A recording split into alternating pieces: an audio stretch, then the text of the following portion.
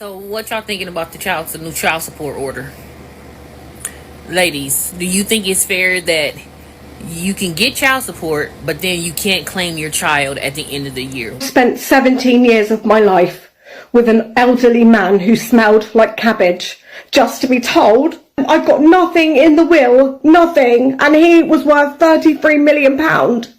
And you think this is funny? I have wasted my life with a geriatric coffin dodger for nothing. And why everyone thinks it's so funny that my husband donated all his money to a bunch of cats and dogs. Who even likes cats and dogs? I'm literally going to be homeless. I've got no money. Not even my own house or my car. I'm literally going to be poor. I'm going to have to shop in fucking Asda, like all the other poor people. Not Asda. I've wasted my life thinking I was going to get millions by marrying that elderly coffin dodger. And he looked like a shriveled up fucking prune.